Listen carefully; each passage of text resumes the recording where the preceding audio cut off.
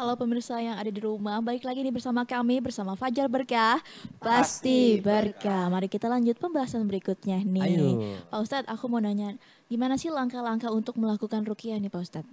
Ya, kalau kita cerita tentang langkah atau teknik rukyah syariah adalah Ya. yang pertama, pasien dan orang yang akan merukyah tentu ambil wudhu dulu. Ya, jadi pastikan dalam keadaan berwudhu semuanya. Kemudian kalau pasiennya adalah wanita maka wajib menutup aurat, ya tidak boleh ada aurat yang terbuka. Jadi pakai mukena dan pakai semuanya lah perangkat. Kemudian sebelum melakukan rukyah sholat dulu 2 rakaat disunahkan. Kemudian beristighfar, kemudian bertaubat, baru kemudian dibacakan ayat-ayat rukyah syariah. Ya. Nah, ketika dibacakan ayat Al-Quran, ayat-ayat rukyah syariah, kalau di dalam tubuh ada gangguan, maka biasanya akan ada reaksi. Reaksi itu mungkin seperti mual, muntah, kemudian atau ada yang menangis, atau ada yang rasa panas di anggota badannya. Tapi setelah dirukyah dia akan merasakan ringan seperti itu. Dan prosesnya ini kurang lebih sekitar 1 jam. Gitu. Oke, tetapi ini Pak Ustadz misalnya seorang wanita yang dirukyah nih Pak Ustadz ya. Dia ini sedang mengalami datang bulan, itu bisa dirukyah Pak Ustadz? Ya, orang yang sedang datang bulan insya Allah bisa dirukyah, tidak ada masalah. Tapi memang tetap dia berwudu, tetap dia menjalankan apa-apa adab-adab ketika akan dirukyah seperti itu. Tetapi nih Pak Ustadz ya, misalnya ada seseorang yang memang datang ke praktisi rukyah, dia ingin dirukyah, tetapi dia seorang wanita nih Pak Ustadz.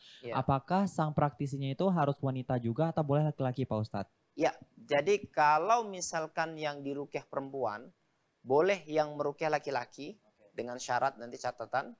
Kemudian kalau pasiennya adalah laki-laki, maka tidak boleh dirukyah sama perempuan. Karena suara perempuan adalah aurat gitu ya. Oh iya benar. Jadi kalau yang kerasukan adalah perempuan, boleh laki-laki merukyah. Tapi kalau yang pasiennya laki-laki maka tidak boleh yang merukyah perempuan gitu ya. Nah, namun catatan yang harus kita perhatikan adalah ketika yang menjadi pasien adalah wanita, maka yang perukyahnya atau praktisi rukyah syariahnya dari kalangan laki-laki harus menjaga adab-adab sehingga tidak terjadi fitnah. Contohnya tidak boleh rukyah berduaan. Artinya pasien sendiri, praktisi rukyahnya juga sendiri nggak boleh. Pasien harus ditemani oleh mahramnya. Ini nggak boleh lepas. Memang mahram harus tetap mengikutin, gitu ya. Atau bisa kalau nggak ada mahram berarti ada teman. Jadi pokoknya jangan berdua. Kemudian berikutnya, perukyah itu harus menggunakan sarung tangan tebal sehingga ketika dia menyentuh tidak langsung ke kulit, tapi menyentuh biasanya hanya kepala saja gitu ya. Kemudian juga tidak praktisi rukyah syariahnya ketika merukyah wanita tidak boleh terlalu berlebihan memandang wajahnya gitu ya. Kalau bisa ya membelakangi atau gimana gitu ya, sehingga kemudian tidak terjadi fitnah. Karena syaitan itu pandai dia mencari celah seperti itu. Seperti itu. Oke. Pak Ustadz mau tanya, efeknya sendiri dari rukyah itu apa ya? Ya, orang yang dirukyah itu biasanya kalau dalam tubuhnya ada gangguan, maka akan terjadi mual, kemudian muntah, kemudian panas di seluruh tubuhnya. Kemudian orang yang dirukyah itu juga biasanya akan menangis, kemudian menjerit, ya seperti orang kerasukan dan tidak sadarkan diri. Tapi ini hanya sebuah proses daripada terapi rukyah yang kalau diteruskan rutin, maka insya Allah justru rukyah itu akan memberikan ketenangan, kemudian membuat dia semakin semakin sehat, gangguan-gangguan sakit yang dia rasakan akan hilang dengan izin Allah Subhanahu wa taala. Ya, jadi di awal proses bisa jadi dia akan merasakan sakit yang teramat sakit, tapi kalau proses itu sudah berjalan berkali-kali maka insya Allah gangguannya akan melemah, gitu. Dan dia tidak akan merasakan sakit lagi. Pak Ustadz, gimana sih biasanya kalau jin itu bersarang di dalam tubuh kita? Apakah di tulang kah atau di mana Pak Ustadz? Ya, jadi jin itu Rasulullah SAW mengatakan inna syaiton yajri minal insan majrodam. Syaitan itu berpindah-pindah dari tubuh manusia. Di tubuh manusia itu dari aliran darah. Jadi dia akan bersembunyi di aliran darah kita. Dan dia akan bertempat tinggal di aliran darah yang tersumbat. Makanya biasanya setan itu suka bertempat tinggal di tempat-tempat yang sakit. Contohnya kalau misalkan ada orang yang misalkan kerjanya dodo aja. Betul. Maka biasanya kan yang bermasalah adalah saraf-saraf yang ada di pinggang. Ada sumbatan-sumbatan yang ada di pinggang. Betul. Maka setan itu suka duduk di situ, tinggal di situ. Karena dia hanya bertempat tinggal di tempat yang ada sumbatan-sumbatan gitu ya. Kalau misalkan ada orang yang sakit jantung, maka biasanya dia akan menempel di jantung tersebut karena biasanya akan ada sumbatan-sumbatan di jantungnya. Oke, gitu. Seperti Dan itu. begitu juga kalau misalkan ada orang sakit-sakit yang lain, maka setan tuh memang di peredaran darah, ya seperti itu. Nah, kemudian kalau misalkan perempuan misalkan, kan dia rentan adanya sumbatan-sumbatan saluran darah yang ada di rahim. Makanya setan tuh suka tinggal duduk di rahim seorang wanita sehingga kemudian dia menjadi pendarahan. Kemudian kalau haid itu sakit senggugut yang luar biasa seperti itu. Oke, ternyata seperti itu. Tetapi ini kembali ke menyinggung yang tadi ditanyakan oleh Teriska ya Pak Ustadz. Bahwasanya memang terkadang jika kita diruqyah kan itu ada yang menangis Pak Ustadz. Itu tuh jika seseorang menangis ketika diruqyah, apakah memang dari dirinya sendiri atau memang syaitan yang menangis ketika dibacakan ayat ruqyah Pak Ustadz? Orang yang menangis ketika dibacakan ayat Al-Quran itu ciri-ciri sihir. Jadi yang menangis itu sebetulnya bukan dia tapi jin yang ada dalam tubuhnya.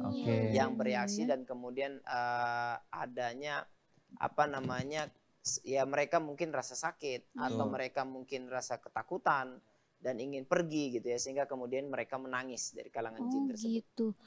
Pak mau tanya nih, apa sih kayak menyebabkan si jin itu bisa betah di dalam diri kita? Betul Pak Ustadz. Ya. Yang buat mereka sebetulnya mereka juga tidak betah ya di dalam tubuh kita, tapi mereka kan terikat dengan sebuah perjanjian dengan bangsa jin sehingga mereka tidak bisa keluar. Dan bahkan jin itu tersiksa kalau ada dalam tubuh seorang mukmin yang dia taat beribadah kepada Allah, kemudian mengamalkan zikir, membaca Al-Quran gitu ya. Jin itu kesakitan, ya. Tapi mereka tetap bertahan. Kenapa? Karena ada ikatan perjanjian antara bangsa jin dengan dukun sehingga kemudian mereka tidak sesuka hati bisa keluar gitu. Makanya istiqomah dalam melakukan ruqyah itu sangat penting sekali. Seperti itu. Tapi Pak Ustadz ngomongin soal efek dari ruqyah tadi kan menangis kan itu salah satunya. Itu bahkan ada yang bisa kayak jalan-jalan gitu Pak Ustadz pas lagi di ruqyah. Bergerak terus melakukan hal-hal yang aneh gitu kayak menari bahkan Pak Ustadz. Bahkan bisa sampai melukai si praktisinya. Iya betul Pak Ustadz. Ya, jadi reaksi daripada orang yang terkena gangguan jin ketika dibacakan ayat-ayat ruqyah itu tentu berbeda-beda ya dan dia mengikuti karakter orang yang dia rasuki. Makanya kalau misalkan yang dirasuki adalah pesilat ya nanti keluarnya silat-silat. Kalau misalkan yang dirasuki adalah orang yang tukang nyanyi jaipongan misalkan dia akan menari jaipongan. Seperti itu juga ketika yang dirasuki adalah orang yang orangnya lembut, tenang. Maka jinnya itu juga akan lembut, akan tenang. Makanya karakter jin ya ketika dibacakan, karakter orang kerasukan ketika dibacakan Al-Quran, misalkan orang pegunungan berbeda dengan orang yang ada di kota. Kemudian orang yang ada di pesisir pantai itu karakternya juga berbeda. Jadi dia bergantung kepada kita ini siapa dan dia masuk seperti itu ya. Karena dia akan mengikuti karakter kita. Kalau karakter kita itu suka berbicara ucapan-ucapan yang kotor, maka yang keluar adalah ucapan kotor. Kalau yang kita karakternya adalah orang-orang yang selalu berucap sesuatu yang yang baik, maka yang keluar akan karakter yang baik insyaallah. Seperti itu. Tetapi ini Pak Ustadz ya, saya juga pernah terkadang ketika lagi nge-scroll sosial media nih Pak Ustadz. Terus ketemu salah satu konten ataupun video di mana sang praktisi ruqyah ini dia ketika melakukan praktis ruqyah itu dia menggunakan pistol terus ditembak-tembak nih Pak Ustadz. Terus sampai yang di ruqyah tuh sampai gini-gini tuh Pak Ustadz. Itu tuh sebenarnya memang apakah benar-benar praktisi ruqyah atau bagaimana Pak Ustadz? Jadi itu salah satu contoh yang bukan praktisi ruqyah syariah. Oh, ternyata bukan. Pakai pistol-pistolan, Iya, nanti Ustaz. ada yang pakai Pistol. keris, Iya, gitu iya, juga. iya. Ada yang dari jarak jauh. Hmm. Jadi itu bukan menunjukkan karakter ruqyah syariah. Oh. Kok jinnya bereaksi? Ya namanya setan sama setan. Oh, iya juga iya, ya. benar-benar. Dia berakting Gantian, seolah-olah iya. itu jadi seperti pengobatan yang benar, Oh iya, betul, benar-benar Pak Ustadz. meyakinkan gitu ya. Dan setannya juga nanti akan pergi sementara supaya nampak dia sembuh gitu ya. Oke. Padahal benar. sebetulnya tidak akan sembuh karena itu pengobatan yang tidak akan bisa pernah masuk logika Iya. Iya, manusia betul, dan betul. tidak pernah dicontohkan oleh Rasulullah dan diilmiahkan memang tidak akan pernah ada ilmiahnya gitu ya. Seperti Oke, itu. seperti Kalau contoh itu. kalau misalkan bacaan ayat-ayat Al-Qur'an Iya. itu memang ada penelitiannya bahwa sekarang kan ada pengobatan yang disebut dengan pengobatan suara. Yaitu dengan frekuensi suara. Iya. Ketika kita sakit kita dibawa ke lautan supaya mendengarkan suara ombak. Betul, Dan Pak Ustadz. suara ombak itu akan menenangkan sehingga Iya. kemudian sel-sel penyakit dalam tubuh kita itu akan hancur dengan kalau kita tenang kan, sistem Betul, imun Pak kita Ustadz, bagus betul. kemudian bisa melawan gitu ya. Iya, betul. Kemudian kita dibawa ke hutan untuk mendengar suara-suara hutan gitu ya, sehingga kemudian sistem imun kita menjadi bagus, bisa melawan penyakit-penyakit gitu ya. Nah kalau kita orang Islam, maka kita nggak perlu hutan, nggak perlu lautan, nggak perlu tempat air terjun misalkan. Kita hanya perlu mendengarkan ayat Al-Quran. Oh, benar, Dan Pak sudah Ustadz. jelas dalam Al-Quran, wa nunazzilu minal Qur'an ma huwa syifa'u wa rahmatul lil mu'minin. Dan Allah turunkan Al-Quran sebagai penawar dan rahmat bagi orang beriman. Jadi Betul. kita terapinya bukan dengan suara-suara itu, tapi kita terapinya dengan mendengarkan ayat Al-Quran. Karena ayat Al-Quran itu ketika didengarkan akan memberikan ketenangan. Sehingga kemudian ketenangan itu akan melahirkan sistem imun yang bagus. Sehingga sistem imun yang bagus akan dapat melemahkan pengaruh-pengaruh gangguan. Baik itu gangguan penyakit non medis ataupun medis. Medis, oke. Ya, karena kan dalam penelitian 90% penyakit yang beredar di muka bumi ini itu berawal dari hati. Dari hati yang bergejolak, hati yang tidak tenang. Iya, betul. Oke, seperti itu. Iya, karena dengan adanya oknum-oknum praktisi seperti itu ya Pak Ustadz, bisa dibilang oknum kan ya Pak Ustadz kalau seperti itu ya. Jadi banyak orang tuh yang yang lihatnya ini mah hal yang konyol. Jadi mereka bahkan tidak mempercaya. Iya, jadi nggak percaya kayak begitu-begitu tuh Pak Ustadz, padahal mah itu bukan ruqyah syariah yang sebenarnya ya Pak Ustadz. Ya, jadi itu memang adanya kerjasama antara setan manusia dengan setan jin agar membuat pengobatan ruqyah itu semakin tercemar, semakin buruk. Jadi padahal itu hanya oknum saja. Praktisi ruqyah syariah pun tidak setuju dengan apa yang dia buat. Dan dia melakukan itu tentu dengan tanpa ilmu. Iya, betul. Sebetulnya kan nampak bahwa ya hanya orang bodoh saja yang buat gitu. Iya, betul. Pak Ustadz, mau tanya nih. Kalau misalnya kita ruqyah jarak jauh nih, itu tuh efektif juga nggak sih? Kayak misalnya Pak Ustadz, kita kan di Bandung nih. Terus kalau misalnya yang butuh ruqyahnya itu luar negeri atau misalnya luar pulau lah, luar pulau gitu. Itu masih efektif gak sih Pak Ustadz? Iya, ada ruqyah syariah jarak jauh, ya. Yang diperbolehkan, ada yang tidak diperbolehkan.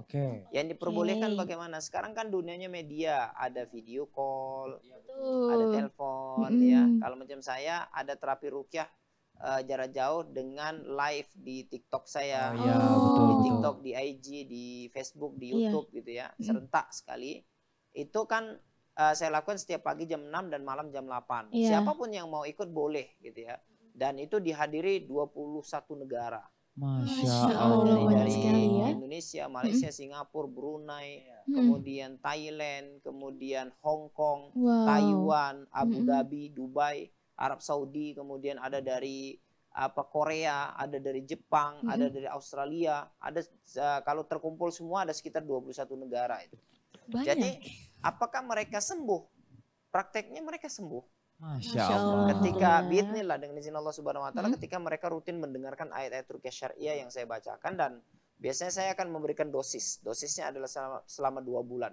Jadi selama 2 bulan mereka wajib mendengarkan ayat-ayat Al-Quran, jangan putus yang saya baca. Jadi boleh saja. Tapi yang tidak boleh bagaimana? Yang tidak boleh ketika ada di situ unsur-unsur kesyirikan. Contohnya ketika ada video call dia langsung bisa melihat, oh dalam tubuh kamu ada tiga ekor jin. Oh ya betul, Yang satu di kepala, yang satu di perut, yang seperti itu. Nah, itu nggak boleh.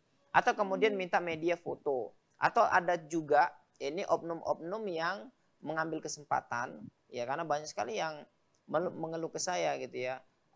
Dia tinggal di Hong Kong, kerja di Hong Kong, kemudian terkena gangguan jin, kemudian ketika dia mau melakukan pengobatan gitu ya, dimintai foto tapi fotonya tanpa busana, ini nggak boleh. Jadi ini tidak boleh. Jadi pengobatan ruqyah syariah itu syar'i dan tidak boleh ada satu kemaksiatan di dalamnya. Bahkan ketika kalau saya meruqyah itu jarak jauh, kalau mereka menawarkan perlu foto nggak Ustaz, saya nggak mau foto. Saya nggak mau mereka mengirim foto. Kenapa? Urusannya adalah ruqyah. Nggak perlu saya tahu siapa yang mau saya ruqyah, cantik atau nggak cantik, itu nggak perlu. Ya justru itu nanti akan mengotorin hati. Oke, seperti itu pemirsa yang ada di rumah. Jadi ruqyah jarak jauh itu boleh, tapi ada yang diperbolehkan dan ada juga yang tidak diperbolehkan. Nah, nanti kita lanjut lagi ya pembahasan berikutnya karena bakal ada pesan-pesan yang bakal lewat nih. Jadi jangan kemana-mana, tetap di Fajar Berkah, pasti berkah.